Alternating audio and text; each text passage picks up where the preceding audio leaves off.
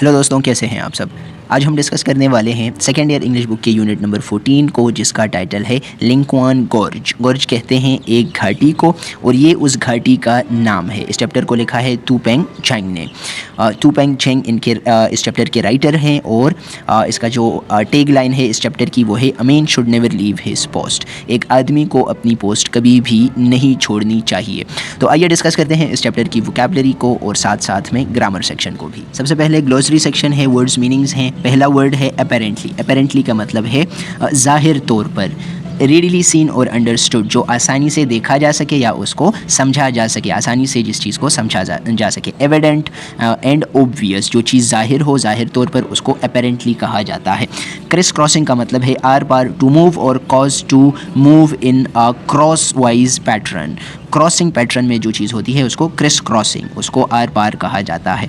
Depot, depot means a store house or ware house for supplies, usually the military. अमूमन जो military के लिए store houses या ware houses जहाँ पर सामान को रखा जाता है उस जगह को डिपोट कहते हैं। नेक्स्ट वर्ड है डस्क। डस्क का मतलब है शाम का वक्त। ट्वाइलाइट मतलब वो टाइम जब सूरज गुरूब होने को होता है। और the darker part of twilight, evening, sunset, night fall. Gale, gale का मतलब है तेज़ हवा, a strong wind, a blast, storm. Gorge, gorge का मतलब है घाटी या गहरी वादी। A deep ravine, specially one through which a river runs. Hazy, hazy का मतलब है धुंधला, जो क्लियर नहीं होता। Characterized by reduced visibility, mist or foggy. Imp, imp कहते हैं शरारती बच्चे को, या जो शैतानी बच्चा होता है जो बहुत ज़्यादा शरारत करता है। अ स्मॉल डेमन और डेविल, अ मिस्चीवियस चाइल्ड। इरिटेशन, इरिटेशन का मतलब है इरिटेट होना, तंग होना। समथिंग दैट इरिटेट्स, वो चीज़ जो इरिटेट करती है। बॉदर्स, अनॉयज, इनरेग्स और प्रोवोक्स, उसको इरिटेशन, उस चीज़ को इरिटेशन कहा जाता है। म्यूचुअल है, म्यूचुअल का मतलब है आपस में। Experience or express by each of two or more persons about the other. Reciprocal, common or shared by two or more parties. आपस में मतलब common or shared by two or more parties. फिर है नम्ब। नम्ब का मतलब है सुन्न होना। Deprived of feelings in limbs through cold और पैरालाइज्ड, मतलब फीलिंग्स का चले जाना। जब हाथ पांव सुन्न हो जाते हैं उसको हम कहते हैं numb. Pretty sharp, pretty sharp का मतलब है काफ़ी तेज़। क्वाइट इंटेलिजेंट, जो बच्चा या जो इंसान बहुत ज़्यादा इंटेलिजेंट या शार्प होता है, मतलब जल्दी से जवाब देता है, हाजिर जवाब होता है, उसको कहते हैं प्रिटी शार्प, काफ़ी तेज़। इसके बाद वर्ड है रवीन। ये कहते हैं गहरी घाटी को, जो नाली नुमा घाटी होती है। Deep narrow steep sided valley, specially one formed by the action of running water, जो पानी का बहाव होता है जहाँ से गुजरता है उसकी वजह से जो घाटी बनती है उसको कहा जाता है।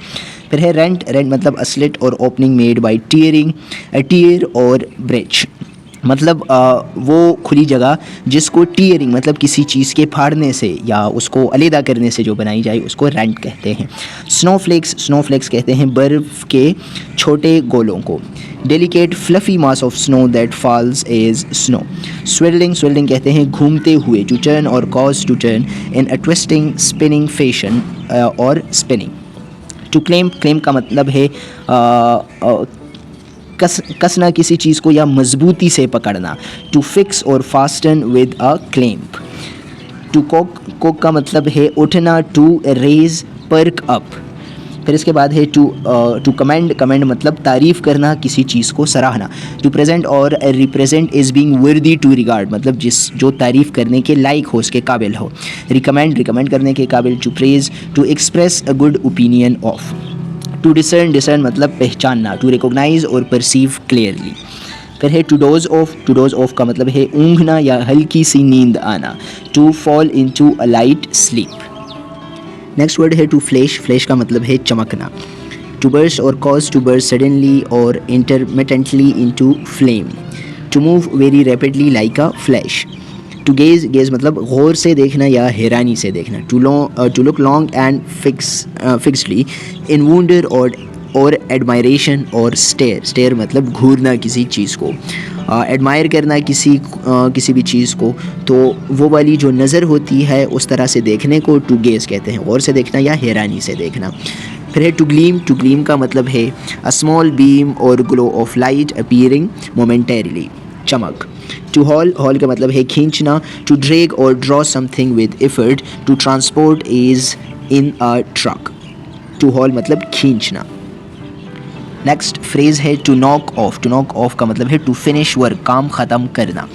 टू ओब्लिटरेट मतलब मिटाना या ख़त्म कर देना, किसी चीज़ को जड़ से ख़त्म कर देना। टू डिस्ट्रॉय एवरी ट्रेस, हर एक निशानी उसकी ख़त्म कर देना। To wipe out completely. To offend, offend मतलब नाराज़ करना। To hurt the feelings, sense और dignity of someone. To peer मतलब देखना गौर से। टू लुक इंटेंटली विद और इज इफ़ विद डिफ़िकल्टी।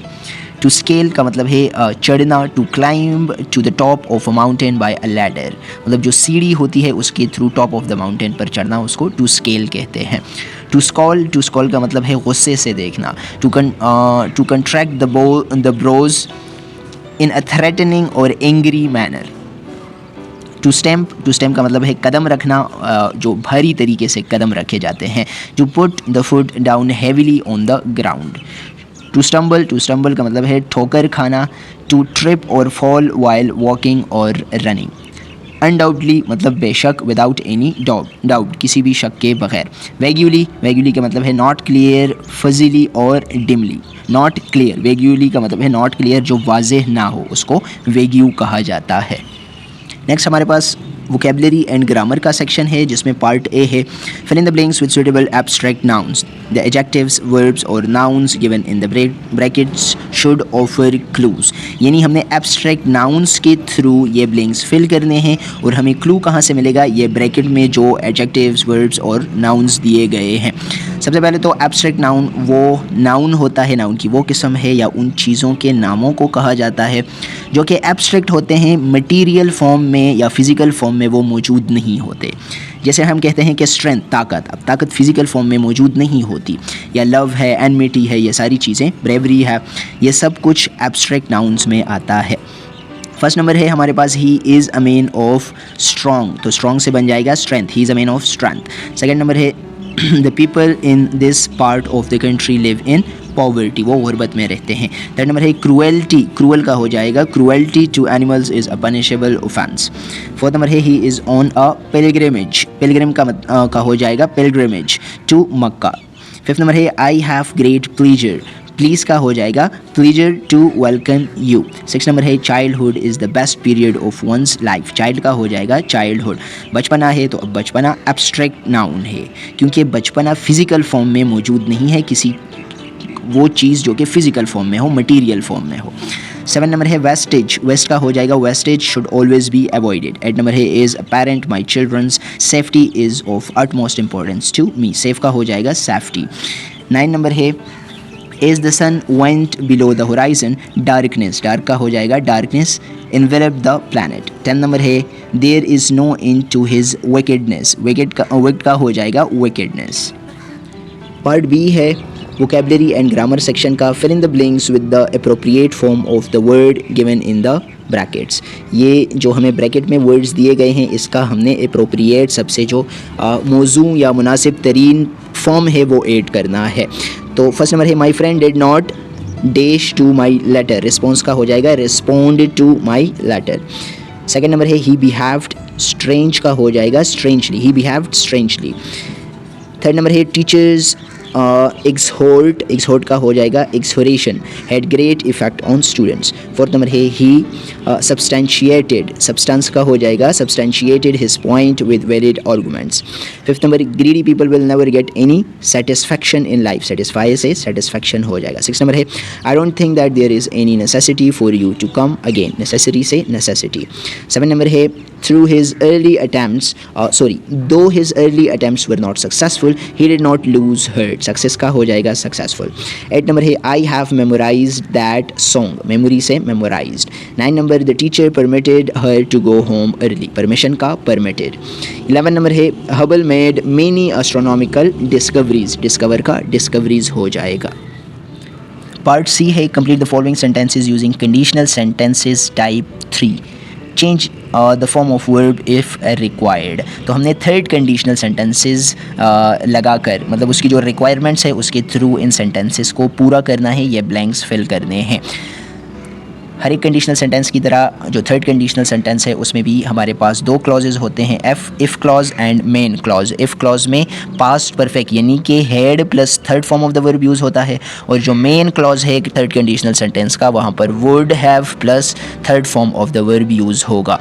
जैसे कि हम कहते हैं if you had asked me, if you had asked me, ये इफ़ क्लॉज है तो इफ़ क्लॉज में हैड और third form of the verb, तो ये हुआ हैड और ये third form of the verb. If you had asked me I would have told you the truth, तो ये मेन क्लॉज है। मेन क्लॉज में would have plus third form of the verb, would have and third form of the verb. तो ये sentence बन जाएगा if you had asked me I would have told you the truth. Second number है we would have got lost if we had a map. ये हमारे पास main clause है, तो main clause में क्या है, would have plus third form of the verb, तो ये हमने यूज़ किया वुड हैव, ये third form of the verb. We would have got lost if we had a map, तो यहाँ पर हम क्या यूज़ करेंगे, वुड हैव, सॉरी ये इसका इफ़ क्लॉज है, इफ़ क्लॉज में हम हैड और third form of the verb, तो ये हमारे पास हैड हुआ और ये हैव का थर्ड फॉर्म है हैड, तो ये बन जाएगा if we had a map. इसी तरह से ये बाकी जो सेंटेंसेस है ये भी हमने सोल्व किए हैं।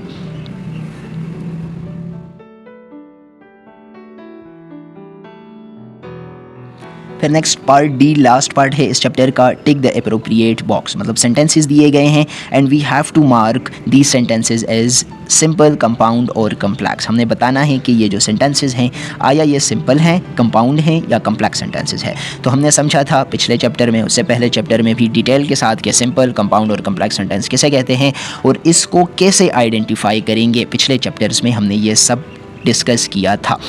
तो सिंपल सेंटेंस में हमारे पास एक इंडिपेंडेंट क्लॉज होता है, यानी कि एक सब्जेक्ट और एक वर्ब होगा। कंपाउंड सेंटेंसेस में हमारे पास दो या दो से ज़्यादा इंडिपेंडेंट क्लॉजेज होंगे और ये क्लॉजेज जॉइन करेंगे कोऑर्डिनेटिंग कंजंक्शंस। जबकि कम्प्लेक्स सेंटेंस में हमारे पास कम से कम एक डिपेंडेंट और कम से कम एक इंडिपेंडेंट क्लॉज होगा, इससे ज़्यादा भी हो सकते हैं। और इनके दरमियान में जो कम्प्लेक्स सेंटेंस के डिपेंडेंट और इंडिपेंडेंट क्लॉज हैं, इनके दरमियान में जो कनेक्शन बनाएगा, इनको जोड़ेगा, वो कौन सा कंजंक्शन होगा, वो सब ऑर्डिनेटिंग कंजंक्शन होगा। यहाँ पर कोऑर्डिनेटिंग और यहाँ पर सब ऑर्डिनेटिंग यूज़ होगा। तो सबसे पहला सेंटेंस है द चिल्ड्रन वोर देयर डर्टी बूट्स। यहाँ पर ये एक इंडिपेंडेंट क्लॉज है, एक इंडिपेंडेंट क्लॉज को हम सिंपल सेंटेंस कहेंगे। It was time for bed yet it was still light outside. ये हमारे पास क्या है, ये हमारे पास कंपाउंड सेंटेंस है। क्यों? क्योंकि ये हुआ एक क्लॉज, ये है यहाँ तक एक क्लॉज, ये हमारे पास क्या है, ये कोऑर्डिनेटिंग कंजंक्शन है, और ये हुआ हमारे पास दूसरा इंडिपेंडेंट क्लॉज। दो इंडिपेंडेंट क्लॉजेज हैं, इनको ज्वाइन किया है कोऑर्डिनेटिंग कंजंक्शन ने, तो ये हमारे पास कंपाउंड सेंटेंस हुआ। इसी तरह ये सेंटेंस भी है the front door was locked so he entered through the back. ये हमारे पास एक इंडिपेंडेंट क्लॉज और यहाँ से हमारे पास ये दूसरा independent clause.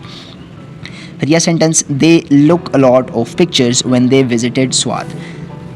They looked a lot of pictures. They looked a lot of pictures when they visited Swat. ये हमारे पास क्या है, एक डिपेंडेंट क्लॉज है और ये इंडिपेंडेंट क्लॉज है। तो जब एक इंडिपेंडेंट और एक डिपेंडेंट क्लॉज आ जाए तो उसको हम कम्प्लेक्स सेंटेंस कहेंगे। इसी तरीके से ये बाकी एक्सरसाइज भी सॉल्व हुआ है, आप लोग प्रैक्टिस भी कर सकते हैं। And if you want to confirm whether your marked option is correct और नॉट, तो आप यहाँ से मदद ले सकते हैं।